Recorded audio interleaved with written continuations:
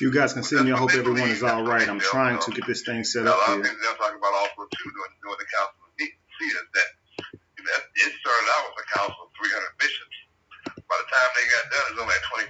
Then a lot of them killed each other. Why? Yes. They don't talk about that. Hey. Hey, you've been sitting up now. It was only at 25. All right, I see you guys. Let me just edit this video here. Okay. Hey, Mr. Levi, this is Dr. Thomas. How are you? Pretty good. How are you? All right, my friend. How are you? All right.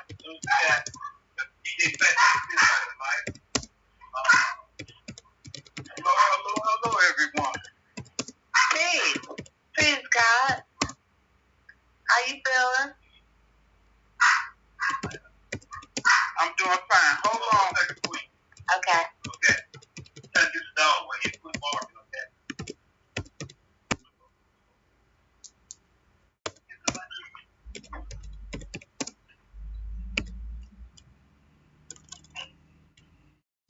Peace. Hello. Peace. You guys there? Peace. Are you guys there? Yes. Hey there. This is Kevin. Just got in here. God, how you feeling? I'm doing well. I'm actually putting this on my YouTube. What's the acronym of the radio station? Is it WBLR?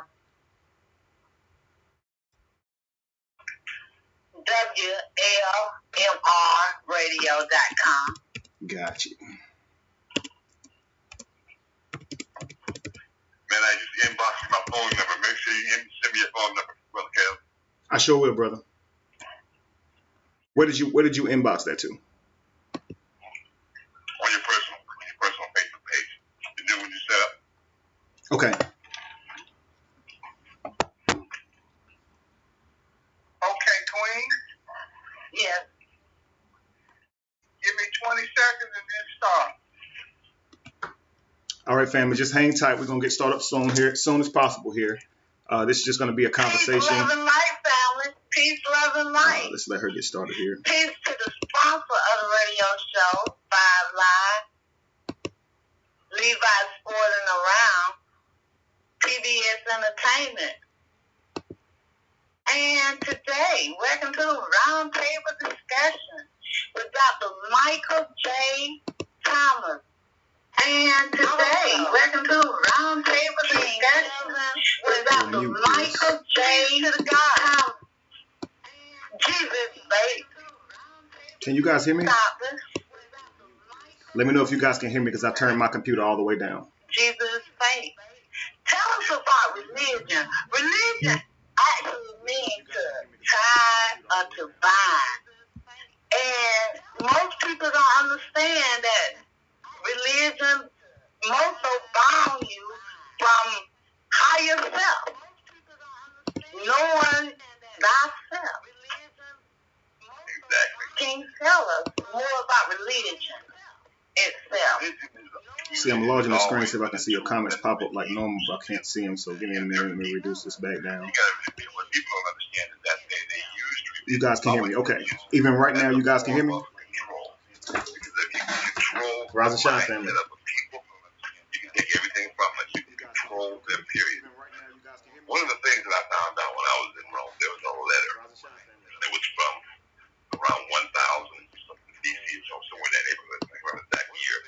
There was a bishop of the Catholic Church. His name was Ignatius. Ignatius decided he was God. He really heard from God, and he felt that the only way that you could control humanity was through religion, by putting the fear of God into people. In fact, when I post on Facebook today, I asked people why. You guys can hear him, right? Fear of God, and I was explaining to a friend of mine that the reason why people fear God is through religion. It was the purpose was to be able to control. If you can tell a person that if you don't do this, you don't do that, you're going to go to hell, and God's going to make you pay if you do this, you don't do this, then it's easy to control. And as I've always said, when our ancestors got here from Africa in 1000, they were not Christian. They were not religious. They were very, very spiritual. We had many, many gods.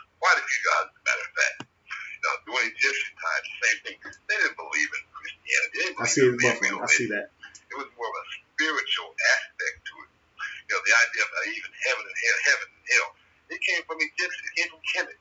All of this stuff came from Kemet. You know, when you walk into the tombs over there, when they first discovered the inside of the tombs, they found all this gold and they found the bodies there. Well, as we all know, the reason why they put all that stuff in the tombs is because they thought that once the pharaoh went to the side, he would eat all those things. Of course, we know that now, I'm sure they know this also too. But they took that same story and revised it. Can you guys hear? Well, now you got streets of gold.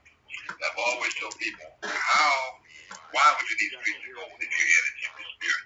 What are you going to use to walk on? What do you need milk and honey for if you're scared? You need stuff like that while you're on earth, while you're alive, not when you die. You know, and that's always been an argument. Just, well, I'm trying to get ready to put my own white robe, my gold crown. Why do you need all that stuff when you're just nothing but a source of energy? You no longer have a body anymore. People don't see it that way. Of course, so they came up with the story of the rapture, where your body's going to come together when you die, and Jesus comes back, and you're going to be taken up there into the rapture, and your body and your soul comes back together. Really, you know, first of all, it's scientifically impossible to do. You know, people say, well, God did wait a minute. God did what? Now, we go back to the argument and the discussion about this. Well, God could create humanity, create man, he can bring the body and the spirit back together. Once your body in the ground is there, it's gone. It's gone. If you burn yourself, whether you're buried or what, and so it's not going to come back together. But this was the story. Of course, we go back to Kemet, we talk about Horus, the story of Jesus. It's been a copy. There's actually been close to 400 other entities that have the exact same story as Jesus. None of them can be proven, but they still talk about it. So, Krishna had the same story. Horus, I mean, there were so many different individuals that had the same story. But you can't tell people in the church that, especially we as African Americans, we are so into our religion, and it's so hard to let go. And as I told you earlier when I first talked to you, when I spent 2 weeks over in the Vatican, seeing the things that I saw, I had come back to my church, 5,000 people, and I stood up that Sunday and said, listen, I am resigning from the ministry because I can no longer stand here and tell you things that I know not to be true. And I broke Wally down and said, wow, everything. I didn't go into everything. I just went into a few things. That's what I said. Listen, first of all, Jesus, I've always had this thing. He wasn't real in the first place. Even when I was in school, my professor, I challenged all of my professors. My professor, Wilson, was one. He was a Jesuit priest. He was one that invited me to the Vatican. And he called me one day. He said, well, Thomas, he said, listen, I was done with school. I was pastoring. And he said, I got an opportunity to take you up to the Vatican. I'm like, dude, why did I want to go to the Vatican? Why not Catholic in the first place? He said, well, remember in school, you know, you always challenge everything. I would tell you that you don't believe shit stinks like your smell. Yep, that was definitely me. Because I challenged everything that they said. They said, you know, a lot of stuff you said, I wonder how you do. And so when I got there and the things that I saw, and I met the Pope at the time,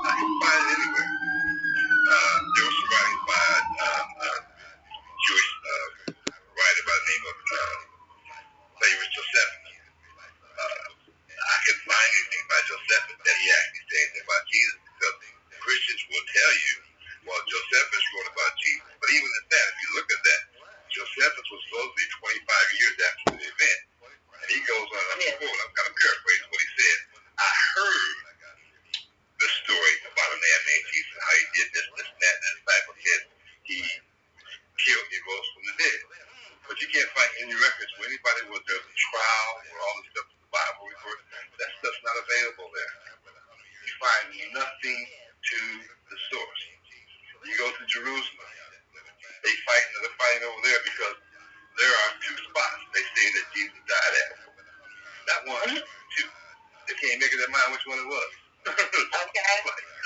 Okay. There seems to be a lot of that in the literature of the Bible we call the Bible. a lot of double-edged stories. A lot of double stories where in one case, Lazarus sells Jesus or gives up the information on Jesus, and then he throws the money away and he goes and hangs himself. And then another story in the same book, in the same Bible, he uses this money and purchases land and runs on this land and trips and bursts and fell on his stomach and burst his guts open. And people try to make sense of this story. They try to say, well, he hung himself and then the rope broke and then he fell and burst open his guts. Like, come on, man, stop. This is two totally different stories. Please tell me how in fact, did Judas die? Because there's two actually different stories. Did he buy land or did he throw the money away? Like, what did he do? And we're supposed to accept this literature, even though it's inconsistent. And I'm being modest. Jesus curses a fig tree, and according to one person, it withers right then. But then in the very next book, it didn't wither until the next day. They saw this tree and they said, look, that's the tree that Jesus had cursed yesterday. Look, and do you see that it withered? If they saw it withered yesterday, they wouldn't be saying this today. There would be no reason to say that. This is said by someone who obviously didn't see it wither yesterday and now it has noticed it has withered. Because he states that you noticed yesterday it wasn't withered and today it is. But it supposedly withered right then. When are we going to be consistent even with the stories in the Bible, let alone what's outside of it? You can't find consistency outside of the Bible, but the biggest problem is you can't find it even in the literature of the Bible. So how can you even believe in it, even without, like my brother's talking about, when you look at Krishna, when you look at Horus, and you look at Dionysus and all these different gods who came before Jesus, who predates Jesus, in fact, Dionysus is responsible or attributed for turning water to wine. Okay, Horus walked on water. He rose again from the dead. He was born of a virgin. In fact, all of them were conceived by virgins. Okay, at some point we have to ask ourselves, why do we believe in this stuff? Now, this is outside of the Bible. There's no consistency. It seems that these stories were plagiarized. But then when you go into the Bible, those stories are inconsistent as well. They don't even tell them the same in the Bible. This is a big problem. And the thing about it is, someone may say, well, because you see what appears to be an inconsistency or a contradiction, that does not in fact mean it's a contradiction.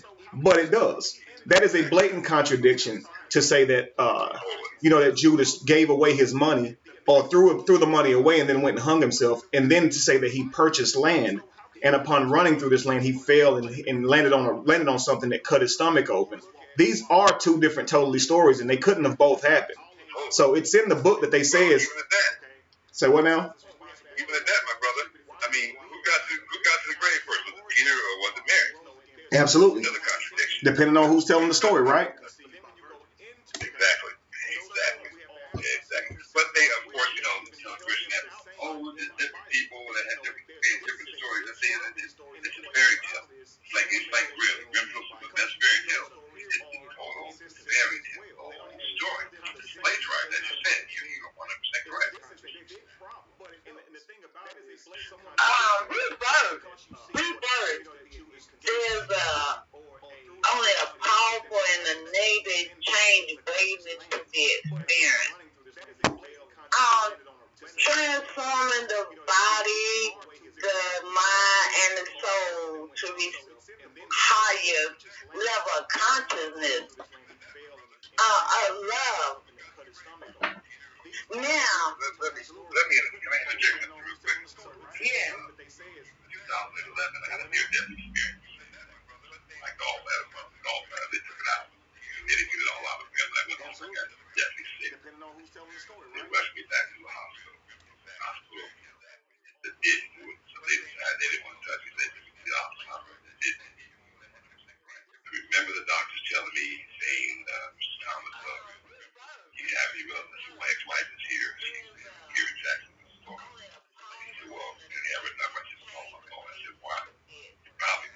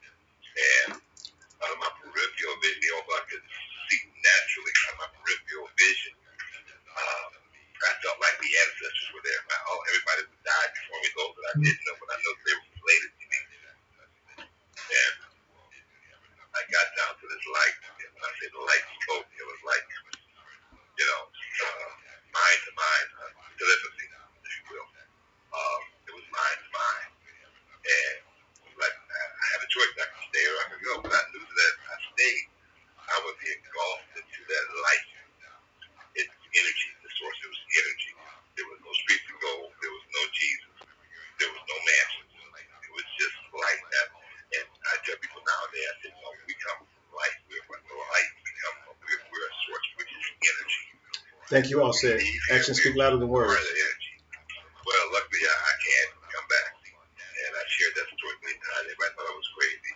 I said, no, I know some people said they went to hell, some they went to heaven. They said there was no heaven, there was no hell. Either one of those things. But I can tell you one thing about this life, the love that emitted from that life was something that I can't put into words. Of course, not in your body, in your spiritual self. It was so bright. I know in the natural eye, you really couldn't define it. Now, this is what I would consider what was God or whatever you want to call it. It's just a source. It's all this energy. There was no judgment. There was no talk about what you did 20 years ago, how many women you slept with, how many people you stole from, all that stuff. That was none of that stuff there, you know. But it was just, and I asked a question, and I said, what is right and what is wrong? And I can remember hearing those words that was in my head. And they said, there is no right, there is no wrong. Everything just is. And when I tell people that, everything is energy. We keep speaking of energy. Energy, and I would agree. Everything. Energy is thought. Energy is thought. And it loves vibrating and connecting. Now, being a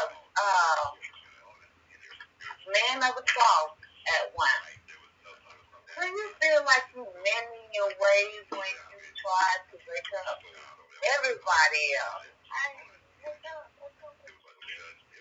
I think as King Kevin will admit, also that what else to do.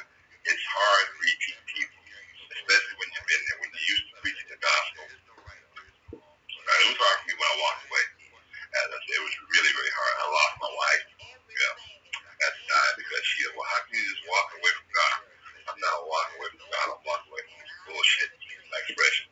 Because I know it's not true. And before I actually walked away, I had what I call, what is really a Bible, called Bible balance, I call it. And on Thursday night, we would have 500 people on Bible study. Well, I was on the radio episode when I was called it Bible balance. I want people to know how the Bible came to be, where it came from. There was Danny who was home that night. I broke down how the Bible came out. The people that were there was just, their mouths were just wide open. And they would come to me afterwards, man, I want to ask my pastor, to be God, I want to get to know God. So I broke it down how the Bible came. It's there. God has nothing to do with this. There's no God, and it had nothing to do with it as far as that was concerned. Nobody was inspired. That was just when somebody wrote, period. The original material does not exist. Only thing that I saw, when I was in Rome, I saw some of the stuff that was written in 325 AD. Some of that stuff was still there, the original. But the stuff that they supposedly transcribed from, it didn't exist. It was gone. So how are they able to transcribe this information in the first place? And I told people, I said, who heard all of these stories? Well, Moses wrote the first books, the first 5 books of the Bible. How did Moses hear all of that? Moses supposedly was the Bible says that Moses died. Thank you very much, Adrian Campbell. Really? Actually speak louder than words. I really appreciate it. We didn't that. have time to write all of this stuff. But as King Kevin was saying a few minutes ago, even in the New Testament stuff, who wrote that stuff? Well, the disciples wrote it. Nobody knows that. Nobody can prove that. That's why you have so many contradictions within the Bible. Period. Absolutely. It took a long time. Even you look at Genesis. Since the beginning was in the beginning, God created the heavens and the earth without pouring down the responsibility to the deep. But you don't hear anything about dinosaurs, therefore we know the dinosaurs exist. So everybody thinks that this was the first earth. Yes. Everybody thinks that was the first earth. That's the case. Period. Whatever happened there, whether it's science or whatever, it's possible that a meteorite did hit the earth. That's what caused everything to happen. Because you look at from a scientific point, if a meteorite did hit the earth, the size they said it did, it would have darkened the sun. Therefore, there's no heat. Everything freezes, darkens the moon. The moon would shine, so therefore it affects the water. Comes out of the ocean, it just rises, and everything floods. Everything would have frozen. So it makes more sense from a scientific standpoint than what the Bible says about it. Now, who's to say that people didn't live through that? We don't know that. So they make it seem as that, okay, well, after this flood, all of a sudden, God made made Adam and Eve.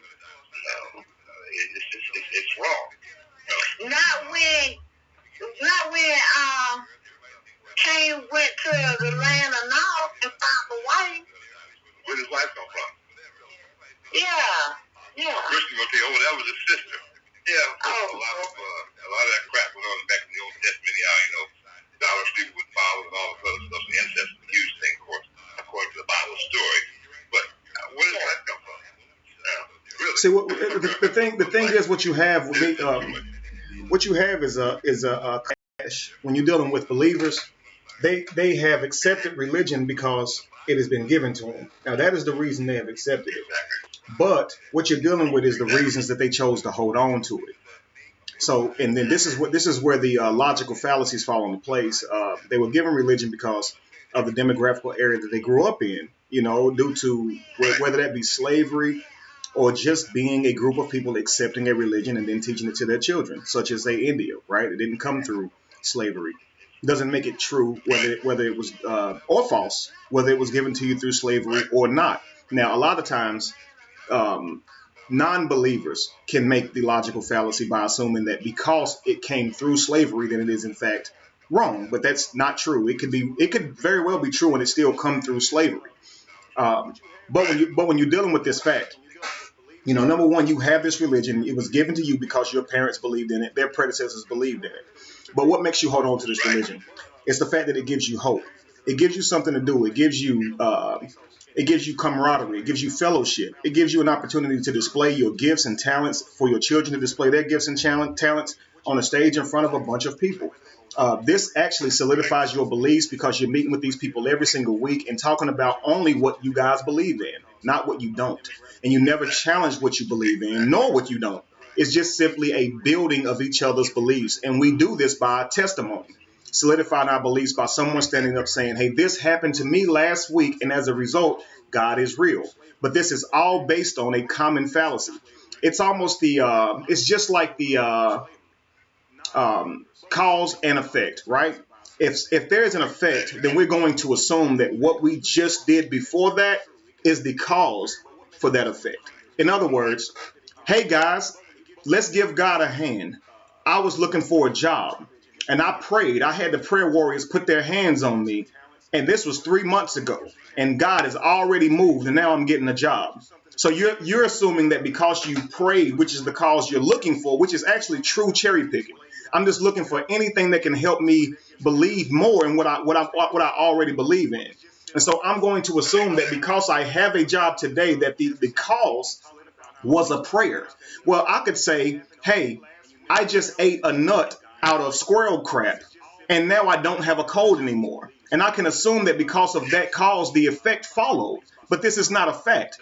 Let's just take, for instance, there's a marksman, right? He has all these barrels and things stacked up in his backyard, and he's shooting at these barrels. Now, wherever he hits on this barrel, he'll walk up to it and circle a bullseye around whatever he hit. Now, to a person who wasn't there to witness that, they would walk up and say, this guy has to be the best marksman in the world. He hit every target right dead in the middle. But they're assuming cause and effect. They are assuming cause and effect, right? There is no actual cause and effect. The effect came before the cause, if you want to be honest. He shot first and then went and circled the target, right? This is what we do with religion. We have a story first and we assume that there was a cause, which is the reason this story is in effect. But there it is. It's predated. It's stolen from another story. You're assuming that because you have this story that it happened. No, sir. Because we have this target circle does not mean he shot it accurately. He could have closed his eyes and shot anywhere and landed there. But it seems that it's precise only because you went and circled a target around it. This is what we do with the Bible. Because it's in the Bible, let's just imagine the Bible is the imaginary circled target. That's that chalk outline. That's what the Bible is. Anything that we hear that's in the Bible is now therefore precise. And that's ridiculous. Because the target came after the shot. You understand? We wrote this literature and then we said it was true. We didn't write it because true things happened. So the element for the Bible is not truth. It is myth. Okay? It is allegory. So now, because we live in a day and age where someone has circled the Bible and said, this is accurate, this is precise, we now believe it. But it's not. If you was to take away holy, from the Bible, the fact that you were taught that it was holy, the fact that you were taught that this is the most important